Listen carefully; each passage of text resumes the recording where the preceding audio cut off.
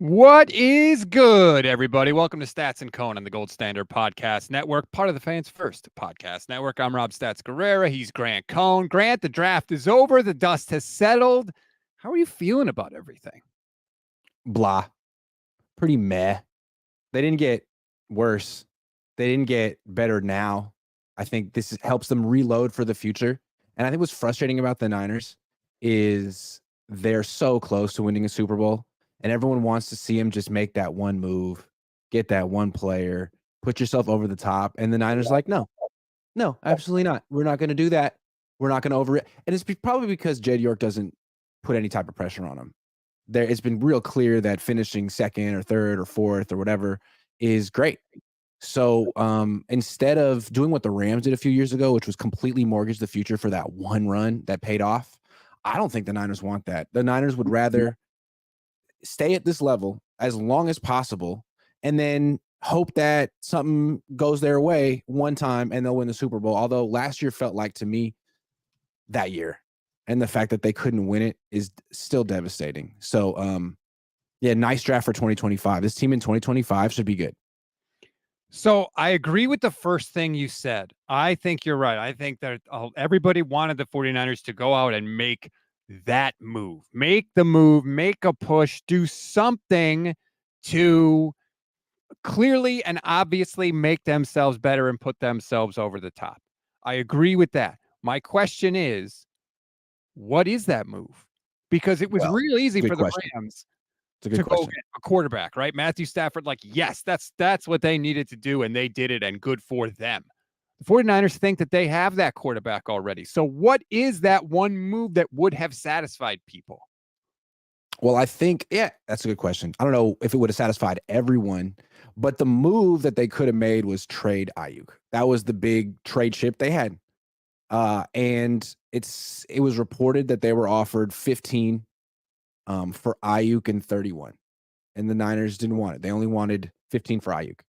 So maybe they're right, maybe they weren't, but they had an opportunity to go and get a really special offensive lineman, and they're not going to get that opportunity again for a long time. You even heard John Lynch say, at 31, you're not really going to love the offensive tackles there. Yeah, you're right.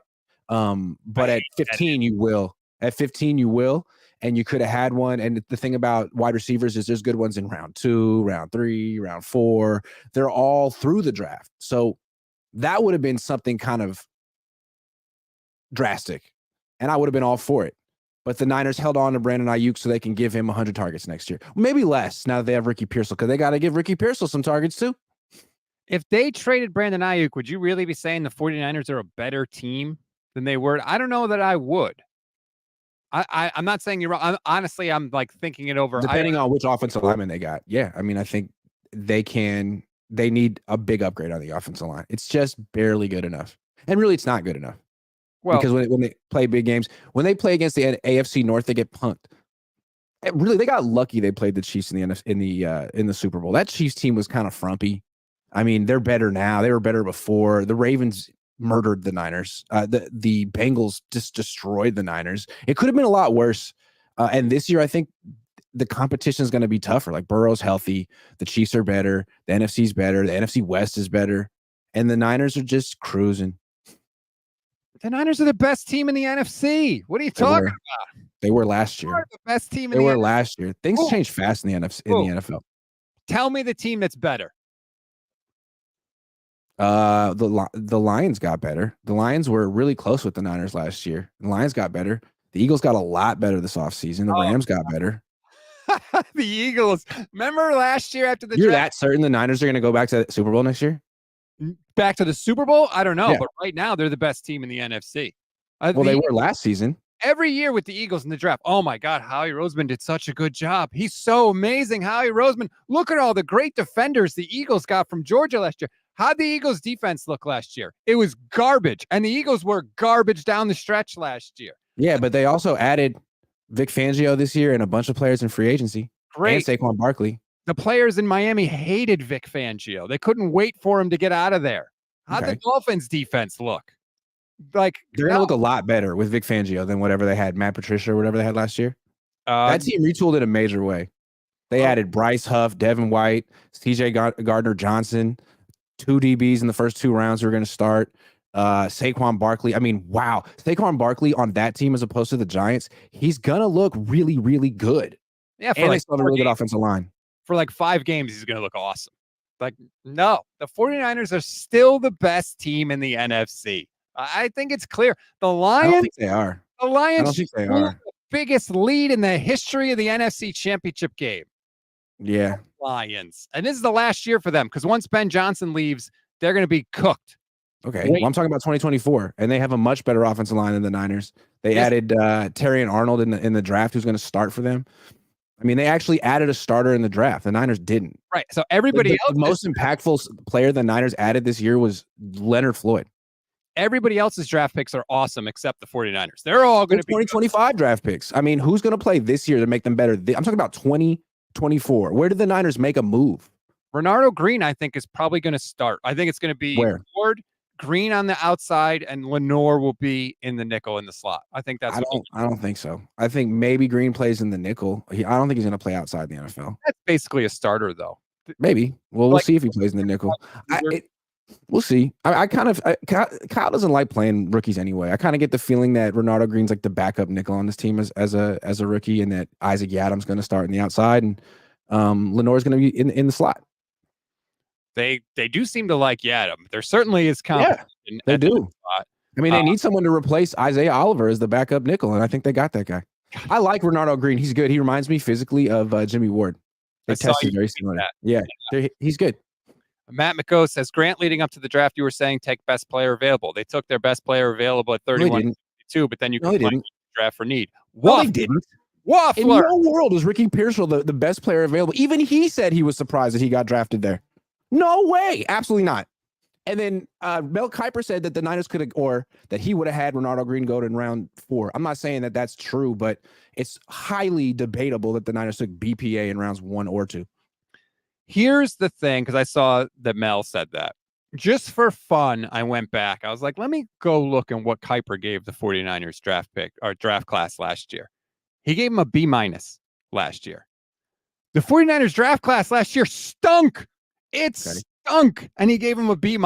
So, like, are we if you couldn't tell that draft class was terrible, do I really care about your grade for the 49ers draft class this year? So you're invalidating people based on what their grades were last year. What was your grade for the draft last year? I have no idea, and it was worth. You can't play that game. Everyone's entitled to their opinion if they make a good argument. Well, first of all, Mel Kiper is like, this is literally all Mel Kiper does. But my point is, like, if it was so, like, you agree, last year's draft class, I mean, they got a half a year out of Jair Brown, which I think he's a good player, but he didn't play for half a year. And then Jake Moody was the most productive player out of the class. Everybody else gave them nothing. And you graded that as a B-. So it's like, I'm not going to worry about Mel Kiper's grades for the 49ers. Draft Tech is not in cahoots with Mel Kiper. They had Renardo Green at pick 121 overall. And that's just them. I mean, does it mean that I like the pick. I think it's a fine pick, but to say that they went BPA, like, no.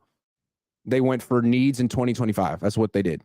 They need someone to replace Jawan Jennings in 2025, and they spent their first round pick on that. Then they're going to need someone to replace potentially Travarius Ward or Diamador Lenore next year, and they spent their second round pick on that. That's what they did. It's fine. They're planning ahead. It's good to plan ahead sometimes. I think they needed I was glad that they went corner when they did. I think that every time they picked, I was like, okay, that's interesting. And then when they made the next pick, I was like, all right, why not take a corner in round 1 then? Because you don't need a wide receiver. It's a Rubik's Cube, right? Every pick affects everything else. Right. So you have to ask, would we be better with this X offensive line, the 7th or 8th best tackle, whatever it is, and then a corner in the next round or a receiver in the next round? Or are we better taking the wide receiver first and getting the corner in round 2? Like, it's not made in a vacuum. And so I think in their eyes, they were better going wide receiver 1, corner 2, offensive lineman 3. Why is wide receiver 1 the best move?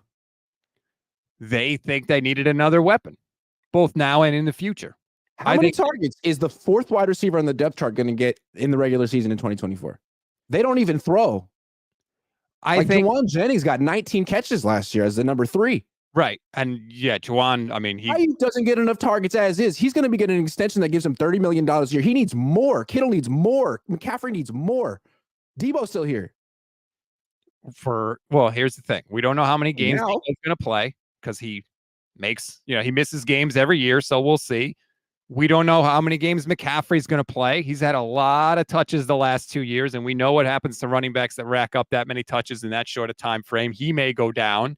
So I think part of it too was great. If everyone's here, yeah, there's not much room for him, and there's only one football. But everybody's probably not going to be here for all 17 games all year long. And we don't like the idea of Juwan Jennings being our number 2 and our number 3 being Ronnie freaking Bell. Okay. All right. Well, that's why you draft Jacob Cowing. Why would you take 2? I mean, it's like what thing about Ricky Pearsall in particular was interesting was over free agency, there were rumors that the Niners were interested in Tyler Boyd for maybe 8, 9, 10. They didn't get him, but he's a slot receiver who's about 6'1", about 195 pounds, and is pretty tough over the middle. So they went out and drafted Tyler Boyd in round 1. I mean, this guy's very similar. He's a slot receiver. He's tough. He blocks. Maybe he's a little faster. He tests a little faster. But did they really need to spend a first-round pick on a player who will replace Juwan Jennings next year? Well, here's the question, though. Did you want them to go offensive line in round 1? I mean, I would have liked them to trade up. If they wanted an offensive lineman, they would have needed to trade up. But at 31, if they're just going to stand there and be passive, there were a bunch of corners that they could have taken. They could have traded down and taken, but the guys that went 40, 41, 42, 43, all of them look good. You could have taken that. And they were all graded higher than Renardo Green. If that's what you wanted, that guy can play right now. The wide receiver in round 1, dude, there were wide receivers in round 4. You got a good wide receiver. You literally got a good wide receiver in round 4 who plays the same position in the slot. I just think that maybe they think the tackle that they could have taken in round 1 is not going to be at 31, is not going to be that much better than Dominic Pooney. Well, I mean, the tackle that the Cowboys got at 29 is going to be starting for them at left tackle, and the tackle that the Packers got at 25 is going to be starting for them. So, look. I think we should talk for a second about how the Niners evaluate offensive tackles in general. Like every year they go into the draft, and you're like, and they're like, you know what? Not for us. The entire draft. In 8 drafts, they've taken 4. I think it's a cop-out. This was supposed to be one of the best offensive tackle drafts in a decade, and they came away being like, nope, we're taking 2 guards. What? Find one you like. And the one you liked was Roger Rosengarten. Clearly, they said they liked him, and they just waited and hoped that he came and he dropped to them. And, the Ravens liked him too. And now you just pass on that position. I think it's a really freaking important position, and their best guy is 36, and their second best guy led the NFL in sacks allowed last year. I don't get it. It is clear that they don't prioritize right tackle nearly as much as we think that they should. I mean, their actions speak louder than their words. It's clear. Like, why? Either that or the offensive lineman in the league is a right tackle. They don't like, or they like Colton McKivitz way more than the rest of us do. That's for sure. It just doesn't make sense. I mean, because they don't run behind Colton McKivitz. They help him on every freaking passing down. Like, what do they like about him? He's cheap? He's the argument. Look, we wanted Pearsall because part of the reason that right tackle is such a problem is because we only have one guy that can uncover on time. That if we had receivers, if we had true though, hold on. I don't mean it. Aiyuk can, Jennings can't, Kittle can't, McCaffrey can't. We know Deebo can't for sure. The other 4 can't. Since when? Well, is Kittle, how much is Kittle going out for passes? How much are they leaving him in to block? Because of McKivitz. I'm saying, is the part of the 49ers thinking, if we got guys that can uncover, we can live with McKivitz because Purdy's going to get the ball out of his hands on time. I like it. Okay, we're having a good discussion. I'm not getting worked up. Here's another way to look at it. If you had a better right tackle, if you had better pass protection, you would give your wide receivers more time to get open. It works both ways. 100%. Again, I mean, Kyle can have whatever reason he wants to have a cheap right tackle, but to me, in 2024, the rest of the league is looking at that position as just as important as left tackle. Because again, if you want to go 5 wide, like the Niners did over and over and over again in the Super Bowl, there is no difference between right and left tackle. They're both on an island. Neither one's getting help. And the right-handed quarterback can see this guy coming, but I mean, really, both guys need to be excellent if you're going to play football like that. If the 49ers do want to go 5 wide, like you said, wouldn't you rather have part of your 5 wide be Ricky Pearsall and Jacob Cowing than Juwan Jennings, Ronnie Bell, and Chris freaking Conley? I don't like going 5 wide for a few reasons. One, you have one of the most expensive running backs in the league. What is he doing out playing wide receiver? 2, your offense is built around running the ball and play action. 3, when you go 5 wide, the defense gets to, they're all quick passes because you only have 5 blockers. The defense can bring 6 rushers. You can't have long, complex, developed pass patterns. So it's just like screens, slants, quick throws. Like there's only so much you can do from 5 wide. I don't know why the Niners want to make that something they major in all of a sudden. I don't think they want to make it something they major in, but it's nice to have the option, isn't it? Yeah, sure. Sometimes. But again, why are you spending so much money? Why is Kyle Juszczyk on the team? Well, that why is Christian McCaffrey making all this money? If that's what you want to do, then reallocate your funds. Christian McCaffrey, offensive line. He's making $14 million. That's not that much. It's that his deal is actually pretty good. I'm stunned he hasn't said like, dude, you just gave me 1 billion touches. Give me more money. Yeah. No. Maybe we shouldn't talk about it. Like, can we just not tell him? Like, no. That's what I would say. No. They just drafted Isaac Guerrero. Sorry, Christian. Oh, I love that. Watch your back, Christian. I love Isaac Guerrero. That guy is huge and fast, and that is a damn good combination. Sure. The public nature of the Aiyuk and Deebo trade talks really surprised me. And the main thing that we wanted to talk about on the show today is like, can they just kind of go back to normal? Like, yeah, sure, we talked about trading you, but we didn't. So get back to work, guys. Like, are things going to get a little weird in that locker room, even if all this drama is past us when it comes to trades? I mean, how could it not? I guess if they win a bunch of games and things won't get weird, but as soon as if the season goes sideways, how does it not? I mean, this is kind of my interpretation of what happened. Aiyuk would welcome a trade. Teams were calling. The Niners were hesitant to trade Aiyuk for all the reasons we've discussed the last few months. He's an ascending prospect. He's really good. Yada, yada, yada, yada, yada. I think what the Niners came to feel was, look, if we got to trade one of these guys, if it is true that it's going to be very expensive and it's not really in our interest financially to pay both of them, trade Deebo. I think most fans feel that way too. If you're going to trade one, trade Deebo. So they tried to maybe figure out what he would be worth and who would be interested and if it's possible. And really, that didn't come to fruition either.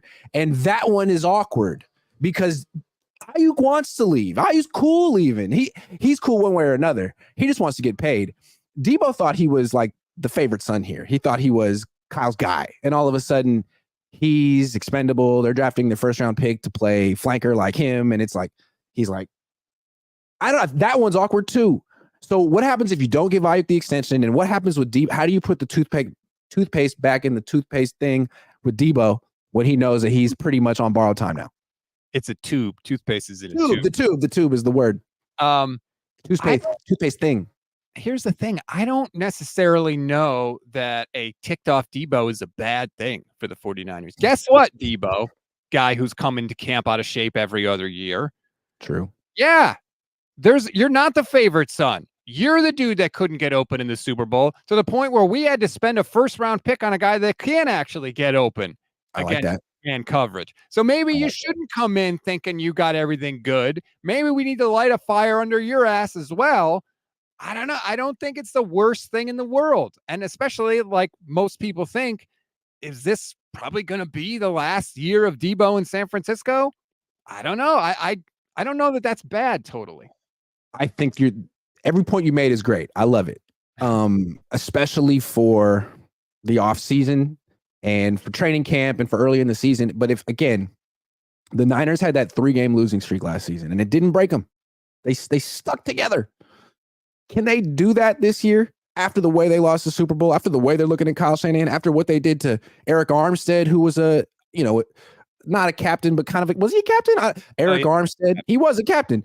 And now you're kind of like doing that to Deebo and Aiyuk. At a certain point, I feel like you're creating so much resentment that as soon as things go bad, you're just asking for the team to rip itself apart.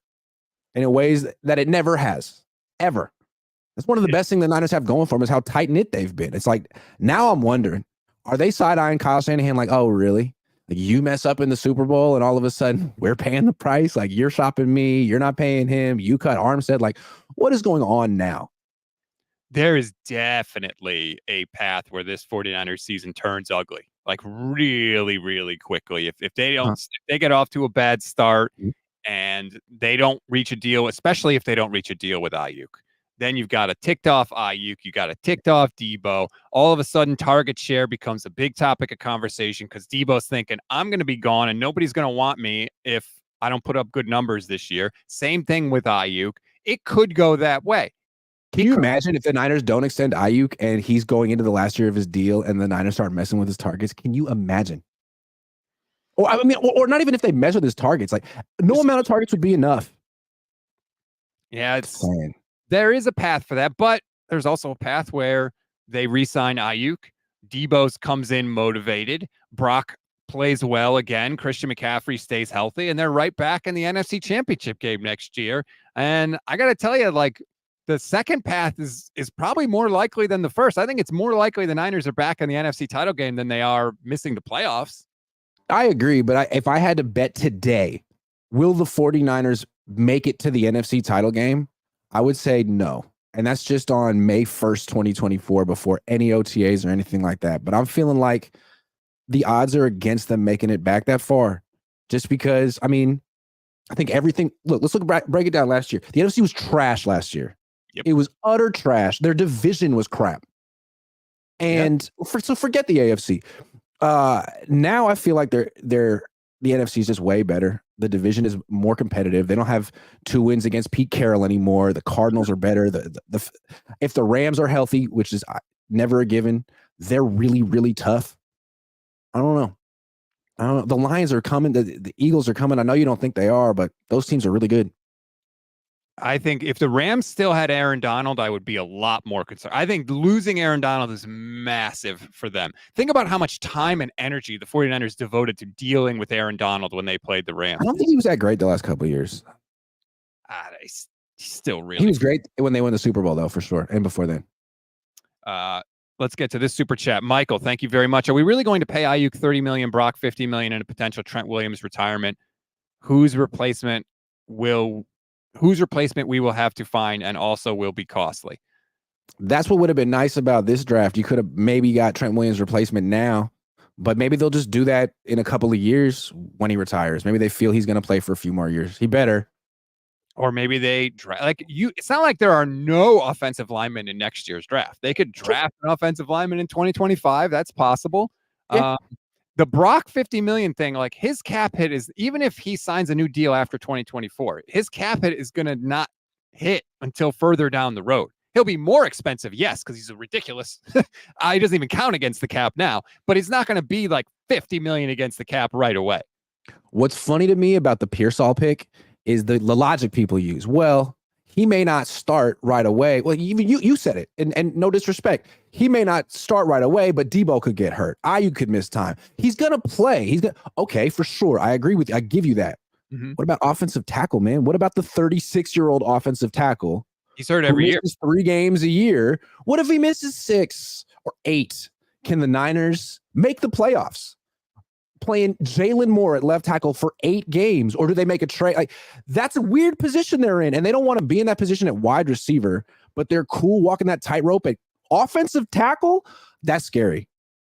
And that's a legitimate point. That's a perfectly logical argument. Trent Williams hasn't played a full season in years. Like, he misses time every year.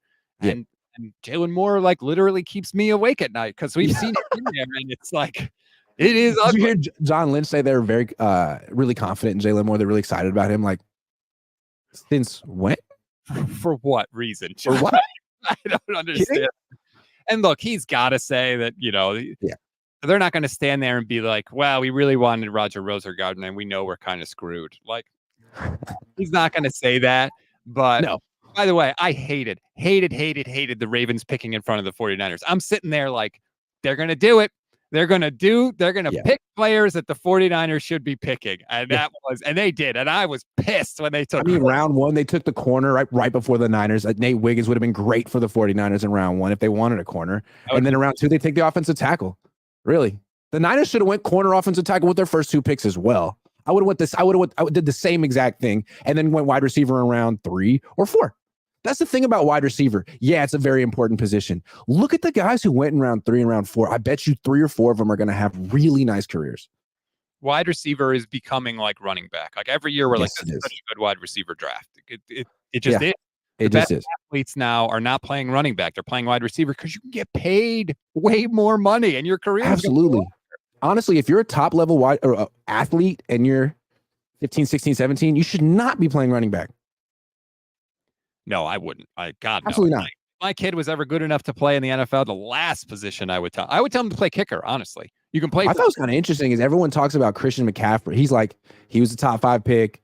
He's the best athlete of all of Ed's son, but Luke's playing wide receiver in the NFL. Luke just might make more money if he works out. I mean, these wide receiver contracts are ridiculous, dude. If Ricky Pearsall works out and has like a 1,000-yard season like Brandon Aiyuk did in 4 years, he'll be worth $45 million a year.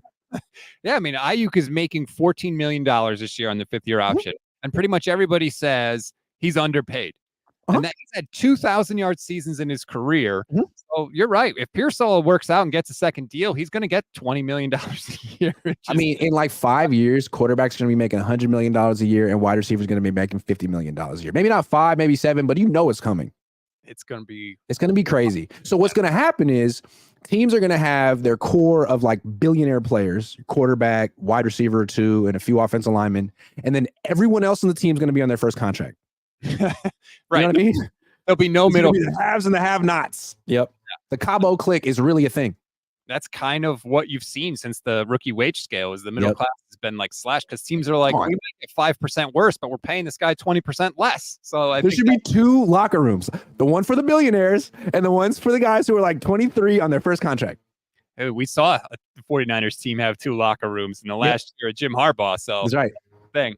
I'm interested to see how long this Aiyuk contract thing drags on. Because shameless plug here. I talked to Herman Edwards earlier today. It's up on the YouTube channel just to get some Pearsall info. And Herm told me, because I said, like, is he going to get together with Brock in the offseason? And he's like, if Ricky Pearsall had to drive from Arizona to San Francisco every day, he would do it to work out with Brock Purdy in the offseason. Like, that is the kind of work ethic and stuff that he has. And Pearsall has talked about that. He wants to do that. Will Deebo and Aiyuk work out with Brock Purdy this offseason? Maybe Aiyuk doesn't want to do that if the 49ers are jerking him around in the contract negotiations. Like, sign it, get it done early so you get past all those like hurt feelings, and then you can get business. So I'm interested to see like how long this drags out with Aiyuk. Yeah, he's not going to go out of his way to work out with the team when he needs to flex any leverage he has. And as great of a guy as Ricky Pearsall probably is, and as hard of a worker as he is, man, he just got in the NFL. I'm sure Brandon Aiyuk would have done the same thing in 2020. If Ricky Pearsall stands to make a bunch of money in 4 years and the Niners are jerking him around, I don't think he's going to be driving from Arizona to work out with Brock. Come on. That's the way, and I'm sure that's why Kyle Shanahan wanted another young wide receiver on the team, someone who will just say, absolutely, coach. So yes, absolutely. Because now he's got 2 wide receivers who are going to be making more money than him and have their own ideas and want stuff and need targets. Ricky Pearsall is just happy to be there. I'm kind of like low-key interested in what Brock does this offseason. Is he organizing workouts with people? What is he doing? Like, because we know what Jimmy did.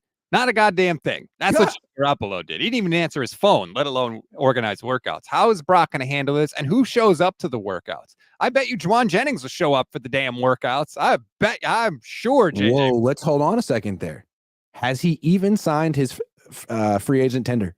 I thought he did, but apparently I don't think he did. I know that they tendered him. There was a report that they gave him a second round tender. He has to sign it. Didn't he put out a video or a picture on Instagram of the tender? I thought he was like signing it. Maybe he didn't sign it. He just put a picture of it. I don't know. I don't know. I'd like to know because that might be another reason why the Niners drafted a slot receiver in round 1. And another receiver later on. Maybe. Yeah, they drafted essentially 2 slot receivers. Maybe Ricky Pearsall he'll be more than a slot receiver on the Niners, but that's what he was in college. And that's kind of his skill set. Herm thinks he can play on the outside in the NFL because I specifically asked him, like, is he only a slot guy? He thinks he can do it. He thinks he has to work to get away from press coverage at the NFL level. He thinks that's something he's going to have to work on.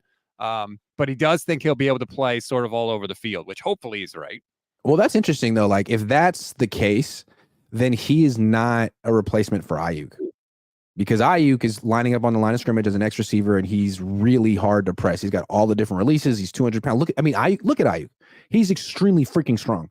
It's hard to press him. He'll press back. With Deebo's the one that is the Z. He's off the line of scrimmage. He's the one that gets a little bit more space, and it seems like that's what Pearsall needs too. So he's here to probably replace Deebo, and they're different. Like, Deebo is the yak guy. Pearsall's okay with yak, but when you ask him why he got drafted in round 1, it's for 2 reasons. He gets open, he catches the ball. 2 things Deebo doesn't do consistently. How many times have we seen Deebo try to catch a ball below his waist and it just clangs off his hands? Like, man, that was a decently thrown pass. Why can't you catch that? Too many. Bill Manzara says Google says Juwan Jennings signed. Lee Ving says he signed on March 20th.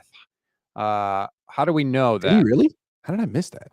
Juwan Jennings signs tender. It says, yeah, that's what Google says, that he signed it. Sacktown Sports. Sacktown Sports. Brad Graham had a video that says he officially signed it. I thought I saw that he did, but okay.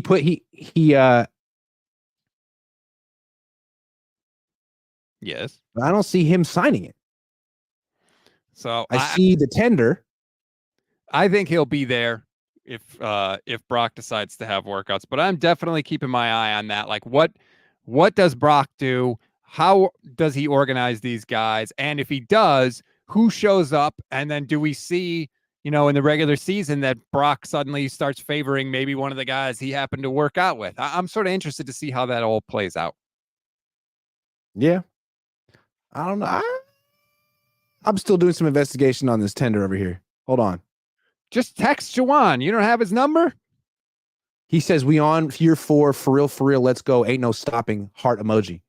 Right. I would seem to imagine he's probably coming back. Okay. I remember that he put that out, but like, is it signed? I don't think it's signed. The picture I didn't see it signed. It was signed by the Niners. So I don't know. We'll see. He might be there. Look, that'll be one storyline when they have OTAs in a couple of weeks. That'll be very interesting. Top storylines and OTAs. Let's talk about that. Because there's no quarterback drama anymore. I know. What are the top storylines and OTAs? Well, will Aiyuk be there? Probably not. Yeah. Aiyuk is number 1 for sure. He probably won't be there. No. Also, what does Ricky Pearsall look like? I think people want to know. Yep. I want to see Pearsall. What does he look like? I want to hear about the offensive line. Like, what does Pooney look like? Let's see. What does Pooney look like? What does Green look like? I think that Pooney could win a starting job. Like, I wouldn't be stunned if he ended up starting. I would freaking hope so. Come on. I mean, who's he got to beat out? Right. Feliciano? Maybe he beats out Feliciano. Maybe he beats out Brendel. Who knows? Maybe, he could start at center too. Like, I think that there has to be somewhere along the offensive line that he could start. That's the thing about moving people to center. It always sounds great until you get in the game and then he's blowing snaps, pause, and it's like, well, you know what? We can't really play. Like, he might be able to snap the ball in practice, but until you've really seen him do it in a game, it's harder to say that's our center. Because he's got to have like perfect snaps all game, shotgun, under center. It's not something he's done. And if he can't do it consistently, he can't play it. And that's why I see it at OTAs. Yep. Let's find out. Yep. Jackie D says Tariq Owens. I have to say, sure, I'm fascinated to watch like preseason games this year because I think you're going to see Pearsall get a lot of play because the Niners don't play their guys in the preseason. So like we're going to get an extended look at these guys. Tariq Owens, Pearsall, Isaac Arendo, even that little dude, Corey Schrader. I mean, I'm kind of fascinated to see him too. Absolutely. These rookies are going to be really interesting. I think fans are going to be interested. Like Pearsall, who does he face? Does he win? How do they use him? Where does he line up? Yep. Renardo Green, same stuff. Like where is he best utilized? Because when I'm looking at his skill set, he looks like a guy who should be playing in the slot. That's my guess. I mean, I like Lenore's speed on the outside. He's got 4.3 speed. Travarius Ward as size. I think Green would be great in the slot, but I don't know. I want to see it in person. And then Pooney, like, is he a center? Is he a guard? Can he play right tackle? Maybe. I don't know. I want to know. Where are they going to put him on the field? The Niners have said they're going to start him inside. I think his arms are a little shorter than people like for tackles. When they say start him inside, does that imply that they could transition him outside at some point? Well, remember, Lynch said before the draft, one of the things he liked about the offensive linemen is they had sort of positional flexibility, which maybe was the hint that they were thinking of doing something like this. I mean, didn't we used to think of Colton McKivitz as a guard once upon a time? Like, yeah. So I don't know. We'll see. Again, like you said, they don't really value the right tackle position, so they might just put a guard out there. Who knows? Yeah, they absolutely don't. Jay Smalls, I think I agree with this too, says, how does Talanoa Hufanga look? I think that's a legitimate thing for OTAs. Is he coming back? I wouldn't expect him to be out there for OTAs, but that's a good question. I don't think Travarius Ward's going to be out there for OTAs either. He's coming back from a groin surgery, so maybe Renardo Green gets some run with the first team. That'll be cool. Can Renardo Green not put the film out on Twitter that gets the 49ers fined for doing too much in OTA? Remember Diamador Lenore? I don't know if he put it out there or there. In retrospect, that's so Diamador. Now that we know what he's like and how he's kind of like, he's like the little brother who's like gets a punch in the fight and then runs away. Not even, he talks hella crap and he's like right in the scrap. He's scrappy. So I'm not surprised that he put that out there. I like Diamador Lenore. He's one of my favorite players in the team. Jason Lutz says, why does everyone act like offensive line is more important than wide receiver 4 and wide receiver 5? We finally wrapped up halfback 4 too. This is a great draft class. Screw the trenches. Jason coming in heavy with the sarcasm. What's kind of interesting is if you look at, we always wondered, what does Adam Peters do? And what's his influence on the Niners? Now he's gone. He's with Washington. He's the GM. Look what he did this offseason. Heavily focused on the trenches. And then you look at the Niners, at least in the draft, heavily not focused on the trenches. So maybe he was the guy trying to get the Niners to take some of those players. And a lot of those guys were bad picks. Maybe he wanted Kinlaw. Maybe he wanted Solomon Thomas and Drake Jackson. But over in Washington, they took Jerjon Newton at 36. I mean, I don't think he was going to take Ricky. They wanted a wide receiver. Didn't need one. Niners didn't need one, but they took Luke McCaffrey at the end of round 3. That's a great spot to take a wide receiver. He looks pretty good too. To end the dream, damn you, Adam Peters. The last pick around. I was like, all right, maybe the Niners can snag Luke McCaffrey. No, jerk, Adam Peters. But I will say, as much as we complain about the offensive line, this offense was the best offense in the league last year. They were first in overall expected points added, first in overall success rate, first in drop back EPA. First, we talk about that. That's a great point. Let's address it. They absolutely were, but again, last year, it was kind of a down season in the NFL. Their competition wasn't that great, but when they faced those teams in the AFC North, they got smacked. When they faced real defenses, they scored about 19 points. They did not look elite in any way. It wasn't like, it's a struggle, but you can't deny how great the Niners. No, the Niners got punked by Baltimore, by Cincinnati, by the Chiefs. So that's concerning to me. And why did they get punked? Because they're a finesse offense. Their offensive line is small. Their running back is small. They can't impose their will the way a truly elite offense should be able to, which is why I feel like they should take a little bit of their resources away from their weapons and put it into their freaking line like Harbaugh would. What do you say? We think the offensive line is a weapon too? It should be. But on the Niners, the only player who is Trent Williams, and he's 36. And he didn't play well in the Super Bowl. I mean, it's not like Jim Harbaugh's offenses were putting up massive numbers either. Let's not, revise history here with Jim Harbaugh. I mean, his passing game was remedial passing. When they got to the 5-yard line in the Super Bowl and they couldn't pass it in the end zone, because their passing game stunk. So if we want to sit here and talk about Jim Harbaugh and praise Jim Harbaugh, let's remember what actually took place. Well, my main point was the fact that every time the Niners faced a tough defense last year, their offense was subpar. 19 points. They did it multiple times. Now, how many points did they score against Baltimore, Kansas City, Cleveland? Cleveland punked the hell out of them. Cleveland knocked Deebo out of the game. Trent Williams. I mean, Cleveland punked them. They scored 9 terrible. Baltimore. They scored 17 against Cleveland. Jake Moody missed a. Should have had 20. Should have had 20. Should have had 20. But still, that's 20. That's not great. Yeah, no. I agree. Every offense looks worse against great defenses, though. That's not Right, but you're saying it's the best offense in the league, that this is a great juggernaut of an offense. Like, I don't know about that. I don't know, but maybe they just look great against weak defenses and mediocre defenses. They run it up against the Washingtons and the Jacksonvilles of the world, for sure. But when it's time to actually show that you're the best against the best, they kind of shrink. They do. I think it's the best offense in the league. I think go talk to people on other teams and ask if they'd want the 49ers offense. I think they would all say yes. I think they would all say yes. Kansas City's offense last year was not better than the 49ers. Yeah, but this year they added Hollywood Brown, Xavier Worthy. I'll take them now. Hollywood Brown sucks. How long am I going to wait for Hollywood Brown to be good? They got a rookie wide receiver. He might be good. He might be trash. Fortunately for the Chiefs, it doesn't really matter because they're going to win the goddamn Super Bowl again. Yeah, but they also have an offensive. It's not about the weapons all the time. They have a great quarterback and a great and a very good offensive line. So that's good. They have a good offensive line. Their running game. They just added an offensive tackle the Niners didn't want in round 2. Let's see who's right about that one. Yeah, we will. I'll take the Chiefs. Clearly, I'll take the Chiefs because they have Patrick Mahomes and Andy Reid. Mm-hmm. The Niners could have drafted Kingsley Suamataia. Didn't want him. Now, didn't want him. We'll find out if they're right, but like, it wasn't enough like Colt McKivitz for their taste. You don't have enough McKivitz. Wasn't enough like Justin School and Jalen Moore for their taste. I'm sorry, it's not the kind of offensive tackle they draft. And that's a legitimate argument that they maybe are too attached to Colton McKivitz. They don't invest enough in right tackle. But I understood the Pearsall pick. I understood all their picks. I didn't have to do any mental gymnastics to figure out what they were thinking, which is not always. McKivitz is friends with Purdy. That's why he's not going anywhere. End of story. They're friends. Irresponsible speculation time. Bum, bum, bum, bum, bum. He's in the John Deere commercial. He's going nowhere.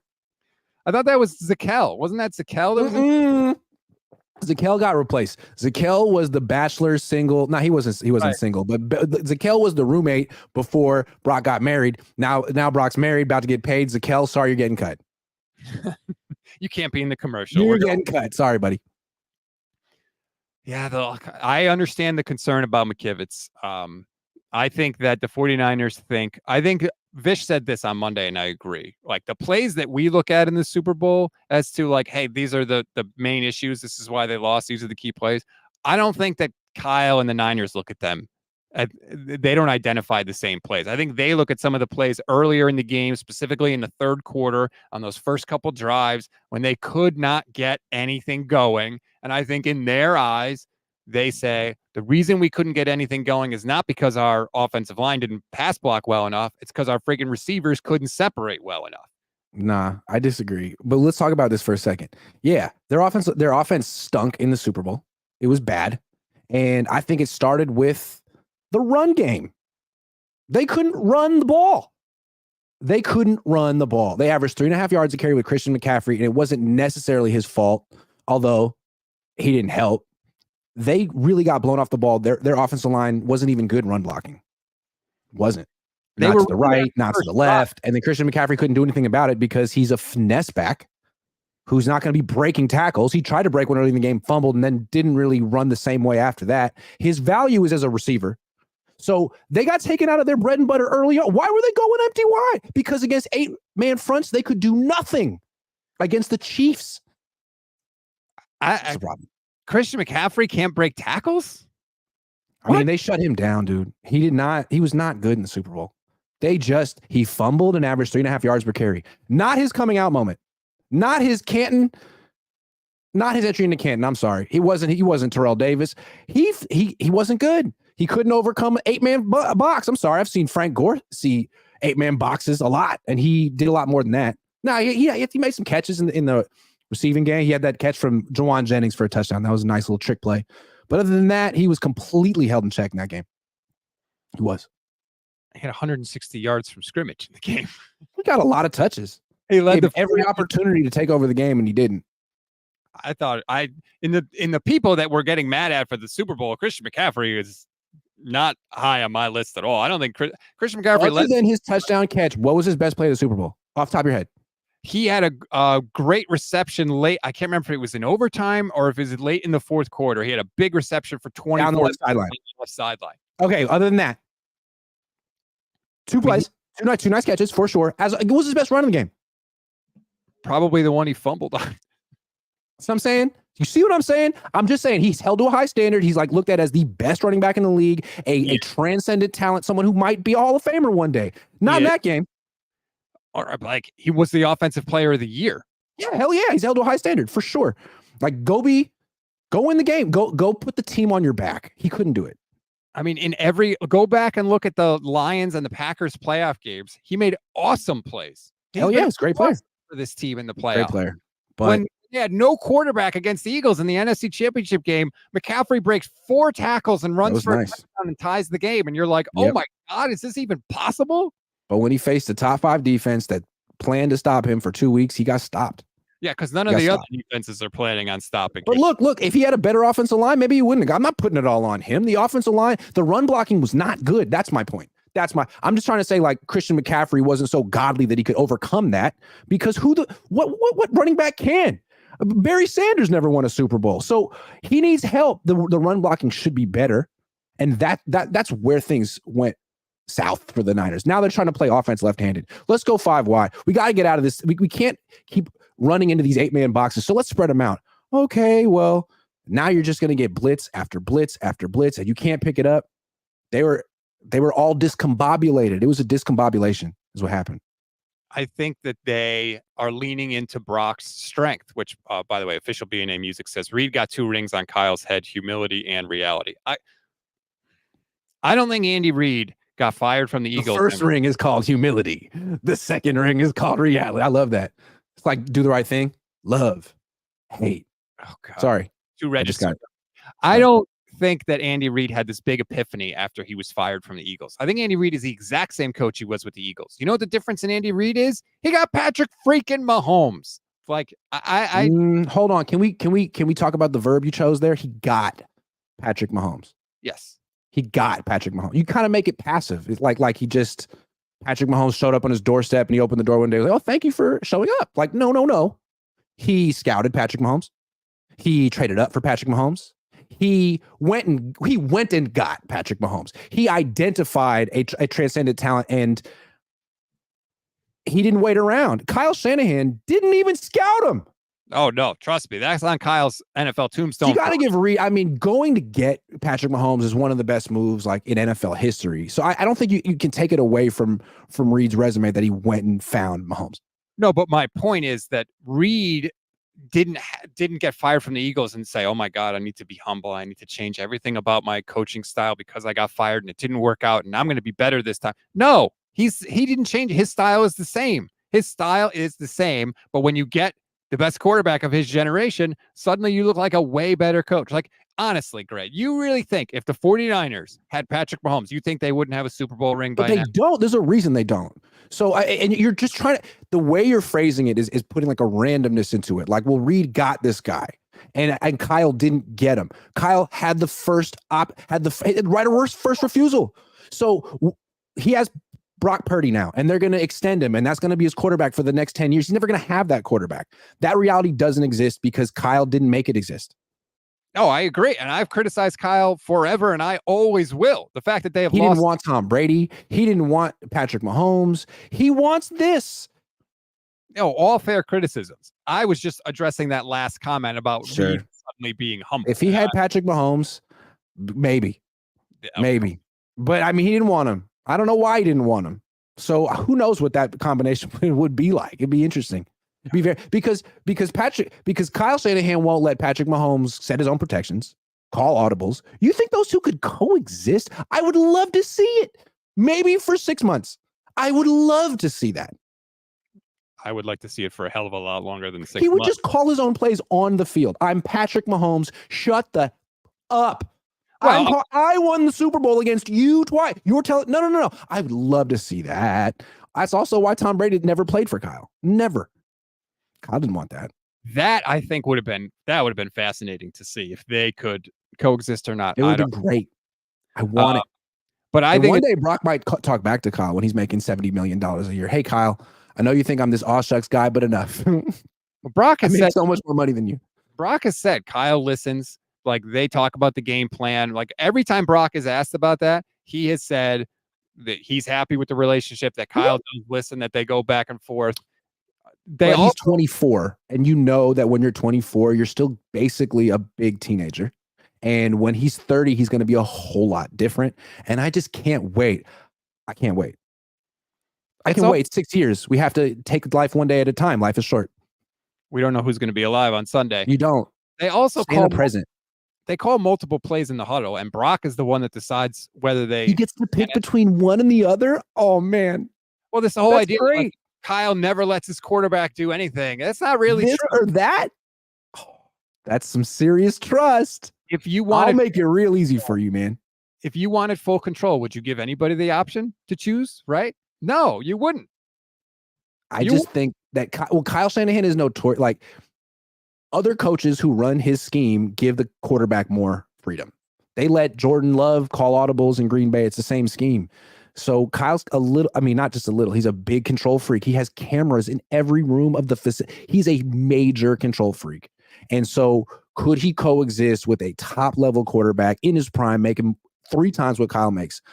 Remains to be seen. Well, remember when Matt LaFleur got to the Packers, the whole thing with Aaron Rodgers was that Aaron wanted freedom to call audibles at the line of scrimmage, and LaFleur didn't want to do it. It was a whole. Yeah, well, he came around. Well, and now he's giving it to Jordan Love. Aaron Rodgers. I think maybe Aaron Rodgers changed his mind. Nick Ellert says, Grant, your stance is that Andy Reid knew he was the next greatest quarterback ever and then said, well, let's just wait until the 10th pick. I don't think that's your stance. He knew he was special enough to move up. He got him. Right. He got him in the top 10. Brett Veach is the one that really changed Andy Reid's mind, and to Andy Reid's credit, he listened and they made the move and they got him. Did he know he was going to be this good? Probably not. I mean, who thinks that this guy's going to throw 50 touchdowns in his first year as a starter? But he probably thought he was going to be really good, which is why they made the move. Yeah, I mean, Kyle could have drafted him too. He could have traded down and drafted. He did trade down. All he had to do was go scout him, and he didn't. That makes him great. That's the bigger error to me. Like, if you scouted him and you got it wrong, that sucks. But that happens a lot. A lot of people get it wrong. It's the fact that you never investigated. And I don't understand. It's like, okay, you wanted Kirk Cousins. I know it's ancient history. You wanted Kirk Cousins, so you didn't investigate at all in Patrick Mahomes, but you knew a lot about CJ Beathard. What? Why? Yeah. Why were you so enamored with that backup quarterback that you took in round 3? And then the Beathard pick ended up becoming the Brock Purdy pick. It's a tangled web. Marco says Grant has good points of view and questions toward the team, but never asks those questions in the press conferences. Yes, he does. Yes, you do. You're the only one that does. See, I think what some fans like Marco, I'll respect. Thank you very much. I think some fans think it's, if I talk like this on a stream, that I should go in a press conference and start an argument with Kyle Shanahan. Like, right. That's not what a press conference is for. If I ask something and he gives an answer, I don't go, I disagree. Hey, here's what I think. It's not what that's for. I asked, he answered the question, and then we talk about it. It's not a conversation. No. I wish absolutely not. Yeah, no. No. You can't be in the back row shouting, liar! Like that. I disagree. Let's discuss it right now. Like it's Congress. No. He doesn't owe me that. Colton McKibben sucks. Yeah. That's Harbaugh used to do that sometimes. Sometimes if he would answer a question, someone would sort of push back like they disagreed. He'd be like, I'm not arguing with you. I'm not going to argue with you. And I love that about Harbaugh. He's so direct. I'm not going to argue with you. No, he doesn't have to. Yeah, that's the thing. You don't really have to. It's not a press argument. I would love to see you start an argument. That'd be great. But no, look, I'm as critical on the 49ers press corps as anyone. And I would tell you if I thought you didn't ask those questions, but you do. You're the only one that does. Except you often be like, hey, Grant, ask this. And I'll be like, bet. I got you. If you just ask the questions I tell you, then I'll never criticize you. There you go. That's why that's how I get you on my side. Oh, man. And we're not going to talk. I guess they'll probably have more press conferences when OTAs start, right? Let's a couple weeks in May. Yeah. And they'll have a few players come out, talk about how excited they are. I love when they talk about excitement.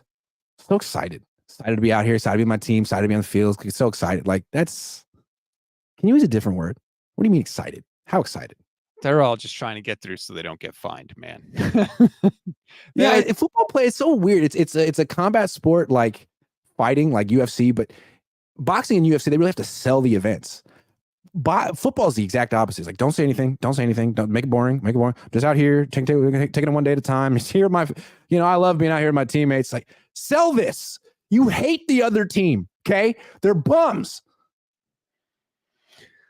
I'm ready. I'm ready to be hurt again, Grant. I'm not gonna lie. Like after the Super Bowl, I was just I'm ready to be hurt again. You were talking real tough 45 minutes ago. Oh yeah, best team in the NFC. And then in a moment of honesty and emotional vulnerability, you say, I'm ready to get hurt again. Yeah, you know what's going to happen. You know what's coming for you this year. You're getting your hopes up just to get hurt again. It's all right. well. It's If okay. you ask, It's part of being a fan. can the Niners beat the Chiefs in the Super Bowl? No, I would say no completely. But if you ask me, like, are the Niners the best team in the NFC? Yeah, I think they You know what's absolutely. nuts about it too? I don't even think they could beat the Bengals in the Super Bowl. We'll see. I saw Jimmy Garoppolo beat Joe Burrow in the Bengals. Remember that? That Oh, was a Jimmy's real. special. All Jimmy did was win. Oh God. Jason says conspiracy theory. Kyle was brushing up on the rule book instead of scouting Mahomes. He got burned once and swore to never make that mistake again. Man, the Kyle Shanahan slander is insane from this fan base. It's ridiculous. One of the things I love about the Andy Reid thing, though, before I forget, is just that you said like he didn't change. You're right, man. You know what happened? Kyle Shanahan exists. That's what changed for Andy Reid. Kyle Shanahan didn't want Patrick Mahomes. Kyle Shanahan coached against him in 2 Super Bowls. That's the only thing that changed for Andy Reid. Kyle Shanahan was born and is a coach in the NFL. Changed everything for Andy Reid. When he gets inducted in the Hall of Fame, a large portion of his speech needs to be about and dedicated to Kyle Shanahan. That hurts, but it hurts because it's true. But the Kyle Shanahan slander, man. I get that he hasn't won the Super Bowl, and I have said and I continue to believe that he is the reason for all the good things with the 49ers and the reason they don't have 2 championships, and I firmly believe that. But he's an awesome coach. Awesome. Like so good. And I think we're all taking it for granted. Okay, maybe, yeah, sure. But I think I've never seen a coach consistently be on the doorstep of being a champion and fumble the opportunity more than this guy. And I think it's gotten to the point where it's almost, if you're not invested in the team, it's kind of amusing. Like, how's he going to do it this year? Sorry. It's almost amusing. Like, dude, yeah, you're really good. And we all want to give you your flowers. We're all ready, dude. Everyone, every analyst, every fan is ready to call you great. And you just won't let people do it. And it's strange. But he's great already. No, he's not. Great. You can't be great without a championship. Doesn't exist. That's what greatness is. You have to achieve greatness. He hasn't achieved it. That's what this is about. No, it's like that. What's that event in WWE where they're all fighting and the ring is on the top and you have to climb up the ladder and you get it. He's like on the top thing of the ladder and he's reaching for it and he's been reaching for it for 4 years and then he keeps getting knocked out. It's like, dude, it's right there. Yeah, you can't get it. It's hard to win a Super Bowl, right? It's really hard to win a Super Bowl. That doesn't mean you're not great. It doesn't. Sean McVay did it. And people act like, yeah, did Sean McVay did it? Patrick Mahomes? Huh? He beat Burrow. Yeah, Burrow ain't Patrick Mahomes. Burrow destroyed the Niners last year. In one game, yeah, and he also lost to Jimmy Garoppolo. So let's call it, let's call a spade here. Like, calling him Marv Levy drives me absolutely nuts. I don't think he's earned Marv Levy yet because Marv went to 4 Super Bowls. You can't call him Marv yet. Awesome. What are we doing here? Fish and Chip says, us realists know that Kyle is the weak link. Marv never lost a Super Bowl when he had the best team in the league. Kyle just did that. He had a better roster than the Chiefs last year. I mean, Marquez Valdez-Scantling and Justin Watson played serious snaps for that team. Are you kidding? No, I agree. And they lost. Yeah. And they lost. It was better. And Kyle made some boneheads. Coach was better too. That's the thing. Coach was better. I've criticized Kyle for the Super Bowl losses. Purdy was pretty good. The difference in that Super Bowl, the difference between Kyle and Andy Reid was much greater than the difference between Mahomes and Purdy. Purdy was good. Purdy knew the rules. Kyle knew the rules. He knew the rules. Sure. Like, what are you talking about? Yeah. The rules. He probably knew him. He maybe knew him. He knew him. I could say he knew him. The rules. Sure. He said, all right. He just took the ball first in Super Bowl in the overtime for fun. Who cares? Doesn't matter. Dumb decision, but it doesn't mean he didn't know the rule. And for you to keep saying that is irresponsible. And it's not, dude. He changed the story 3 times. Why did he do that? You know he did. Do you think that Kyle Shanahan didn't know the rules? You really think that he didn't? The guy that he didn't know the rules. Juszczyk said they didn't know the rules. Armstead said they didn't know the rules. Yeah, I don't think they knew the rules. That's not Kyle. Just because Kyle said, do I need to go through it again? We need to change the story 3 times. The guy that caught the game-winning touchdown pass in the Super Bowl didn't know the rule. He said he's not a head coach. Over. He's not a head coach. You'd be surprised how many players don't know all the rules of football. You'd be surprised. But the coach, that's your job. That is your job. Damn. He knew the rules. You sure? Yes. Why? Because he's Kyle Shanahan and he's the most detail-oriented coach in the entire league. Because he's my favorite coach in the league. He took the ball because, this logic is ridiculous to me, but he claimed that he wanted the ball third, which is dumb, but at least it shows he knows the rule. I mean, I hate All right, well, if a guy who has dumb logic is you think he knows the rules, then fine. Look, I don't know. I don't know. You think you know. The ridiculousness of the logic proves it. Only thing it does is prove he knows the rule. The fact that the Chiefs were giddy laughing about it in the moment and he doesn't think there's anything wrong with that. Hold on. When he said he wanted the ball third, that was his second story. The first story was that he didn't want to give Patrick Mahomes another chance to win the game, which implied that he thought he could win the game on the first possession with a touchdown. That would mean he didn't know the rules. Then after the game, he talked about the third possession and changed the story. And he was asked after the game, well, what about, was it because your defense was tired? And he said, no. And then the next day, him and John Lynch were like, well, the defense was tired. They were on the field just before then. So they changed the story 3 times. Well, why? He did change the story about the defense, which I thought was really weird. And also, like, your defense is tired. Give me a break. I hated that. Like, again, you never give Patrick Mahomes the ball with the chance to win with a touchdown. Like, you just never do it. That drives me crazy. But he knew the. What's crazy too is, like, if they had gotten the ball second, and everything had played out the exact same way, where the Chiefs get the ball, their drive plays out and they score the touchdown, and the Niners drive plays out and they're at 4th and 4 from the 9, then they have to go for it. They might win. That's just because they had to go for it. Like, that's what's so crazy about that game. And that's why I keep wondering, how do the players look at Kyle? How do they not side-eye him after this? Like, dude, we had it. We were better than the Chiefs. You know it. They know it. Everyone knows it. And I still don't really understand why we lost. And it seems like it was very much your fault.